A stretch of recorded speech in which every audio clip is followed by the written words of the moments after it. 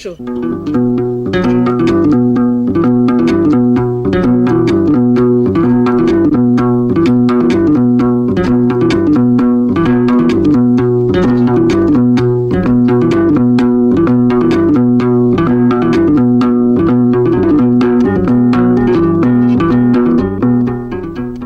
Bakunzi ba Radio Rwanda, namwe bakunzi b'ikinamico mwiriweho. Uyu munsi itorero Indamutsa rya RBA ryabateguriye umukino witwa Wararwishigishiye, wanditswe na Muhorakeye Viviane, unonosorwa n'itorero Indamutsa. Burya mu buzima ibyo twifuza byose siko tubigeraho, kandi umunyabwenge yaravuze ngo ubuze icyo akunda icyo abonye. Niba wari uri kugendana n'umuntu inzira zanyu zikabyara amahari, hari igihe biba byiza kukomeza ukajya iyo ujya. Gusubira inyuma bikaba ari amahitamo mabi, kabone n'ubwo umutima wawe waba ubiguhatira. Wakwibeshya ko urimo gukurikira umutima wawe, cyangwa ko wari wibeshya amayira. Ariko burya nta kirusha umutima w'umuntu gushukana, kandi mu mutima muhanano ntiwuzura igituza. Dukurikire umukino.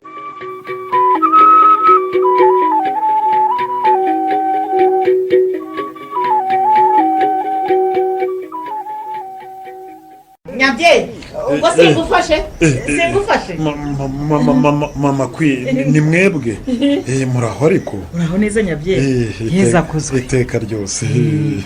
Burya sujye ujya winyabya ku mazi wenyine usize niyo ngira njyewe cyabasha uriya mukobwa uri hariya hakurya niwe muri kumwe, nabonaga kwitegereza cyane. oya rwose nta n'uwonzi pe. Ntabwo muzi kandi uko niko kuri. Nari ngize ngo arashaka konera niyo ngira mpite mutesha. Oya rwose ese ko kutabeshye waje wenyine? Nari maze iminsi hirya mu mahugurwa, noneho mbonye dushoje rero hakikare nza kwiyumvira aka kayaga ka hano mbere yo gutaha. Byungukiyemo noneho urankura sinkigiye muri stress zo gutega. Nta kibazo ibyo rwose nta kibazo. Ariko se kuki utabwiye Didier ngo muzane? Komeruka nawe yikundira gutembera. Yewe hari gahunda yagiyemo, naho ubundi twari kuzana rwose. Hano arahakunda cyane, najyaga mpamuzana we na Queen bakiri bato papa. Erega we n'ubundi uri umusirimu, wamyura umusirimu kuva na kera. Erega ubuzima ni bugufi, nta mpamvu yo kubukomeza. Oya nibyo rwose. Oya reba imyaka ufite, ariko unyuzamo ukaza hano ku mucanga rwose ukiyumvira amahumbezi yaho, ugasura ibyanyu ukirebera inyamaswa. Imyaka ni imibare rega, kandi no gusaza ni mu mutwe. Nibyo rwose. Ko ngiye ntanashaje da, ntabwo nshaje pe. Ibyo n'ubundi sinarembe vuze da. Kugira ngo uzanasaza vuba ahubwo. Ubu ngiye kuyoboka gym. Urumva Didi amaze iminsi aserereza ngo nabaye giforo. Ugabanye ibiro. Noneho nzahita mba mwana keza. Baneke. Ariko n'ubundi birakwiye. Niko ye aho busaza ariko uzaba ukubise ishuro. Ariko rero hari ikintu maze iminsi nitegereza, nkabona kitanshimishije. Gusa ubwo nkubonye wenda uramfasha. Ubwo se ni iki? Ni imico nsigaye mbona Queen yadukanye itari myiza. Ikimeze ite se? Ubundi se Queen umuntu akangaye ku buryo umenya ko yahinduye imico? Nyamara ngiye mubona kenshi, uretse ko watambona. Uramubona we ntakubone? Nuko rero kagira inkuru. Queen asigaye yitwara nk'indaya rwose. Kuki?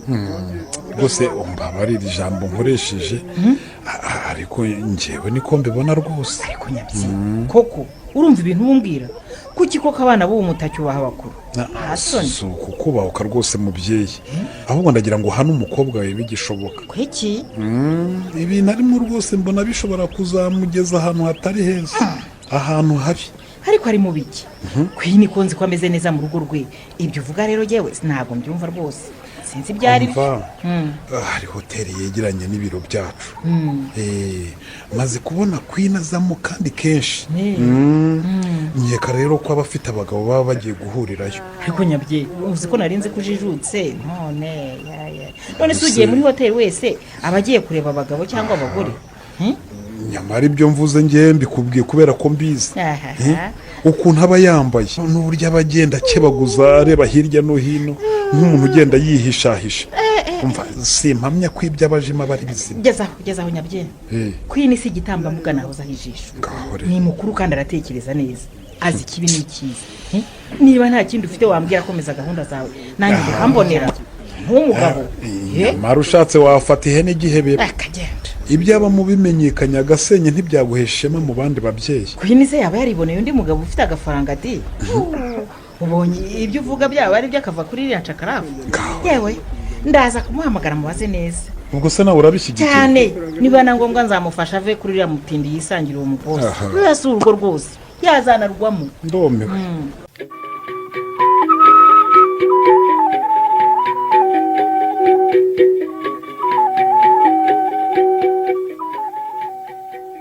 ariko ko nakomeje kuja ndakwitegereza mu maso gawe nkabona garerurutse cyane ntaho kijya amaraso gakubanye make. Ndatwite kandi none hii ni yawe. Ngwiki bwiwe nikize ko ari yanje. Mva yewe aho yaba ari umugabo wawe. Kwizera dusigaye tubonana gake gashoboka pe. Nabwo kandi simba mbishaka mbagira ngo nkore hindura. Vobogoje ibyo ze byabuza ko inda yakwinjira. Iyo tumaze kumorana na Kwizera mpitamwe ibinini bimbuza gusama cyakura mu nyumvira wanjije yose none kukinje tubonanaga ntubi. Hari wakubwiye ko ndi ingumba. Wowe se ko mba nkwishimiye mba natwawe iby'ibinini simbyibuka. Ana yanje genda ushaka ukuntu mwumvisha rero ko indariye ukabura nyihakanye rero. Oya hari uko kwihakana ariko ufite umugabo kandi naho nagutunga. Umva mbese nzitwazo ngwiki none zina hari byo. Ikindi y'umwana avukiye mu rugo rubagamo umugabo ubwo uwo mugabo abagari wese w'umwana. Ubwo rero umwana wawe ukaba umutwerere uriya mutindi utazashobora na rimwe no kumugurira igisuguti ngo yirire. Oya nzaje ndagufasha naho naterera imfura yanje. Ndumva ari zanduru n'ubundi naje nagiye. None se kugira ngo bigende bite wa mukobwa we. Ikindi nje nakubwiye ko ntagiye kinini mfina ejo bundi ngomba kuba nasubiriye iwacu abandi muri gahunda z'akazi. Umva kandi ubwo ze nugenda urumva nzaba wanje. Nzaba mfuye se nzaje ndakohereza amadolari. Nawe ariko mba ngukeneye uyu mwana se ntakeneye gukura kure. Ariko wabaye ute Queen nkomeze kwicara iruhande rwawe ndi gufata iki uzamenya hari akazi wamaye. Je mbure kuja gushaka ibizadutunga nkori ngire. Ubwo rero ngomba kuguprofita mu gihe ukiri. Ushatse kuvuga iki? Ubu nyine byari rimwe turabigira kabiri gatatu byaramanywa gusa bibamwanywa n'ijuru nawe urabyo. Ko mana Yesu n'ijuru ariko bwaba ari ubuko. None se kutambara ngo tugende. Aho nyigiye sheri. Burara umuntu dukorana gunyohereje ubutumwa bugufi arambwira ati ngiye kuza kugusura. Yego. Genda rero atagera hano akancisha minjisho. None se ntunamperekeza. Ariko ntujuru itetesha nk'abana. Reka nitegure uwo mujama wanje atagera hano ugasanga birandaburanye. Sibyo? Nta kibazo nakundi. Ngaho genda neza kandi urabeho umukunzi. Urabeho.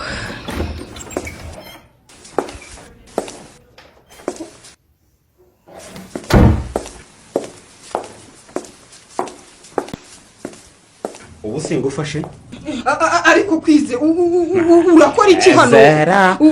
Uje hano gukora iki? Wowe urakora iki hano? Nsubiza. Abona uhoza amaguru mu nzira naho buryo ubuje muri hoteli kureba baba. Hari abantu ubonanye twe turi kumwe nabo se harabubonye nari kumwe nabo. None se wari waje gukora icyanga muri hoteli? Umuntu wambwiye uko bakeneye abakozi bo guteka. Mva mbese ngo ratesha gusa. Hanyuma sibize hoteli. Nyine ntayo niza ariko nzi guteka. Uretse se ko rangiza umwaka wo gushaka umukene utabasha no kumaya ariko ubundi nzi guteka amoko menshi. Mbese ntabyo hanyuma se akazura kabonye mabuja. Umwaka wawe se wankundiye? Umwaka wanjye. Ubundi wowe uje hano gukora iki? Aha mbambire ko kagira imana ko no migambi yandangiye ushaka ko mukorera inyigo y'umushinga. Nta kindi kinzanye hano. Ubwo se wanegereza tugatahana se ko ntari butinde. Ntiwizanye se ariko kora ibikuzanye nanjye byanzanye ndabirangije ndatashye. Ngaho re. Aha ngaho. Uranabeho bigendeye. Ngaho genda ko kagira imana.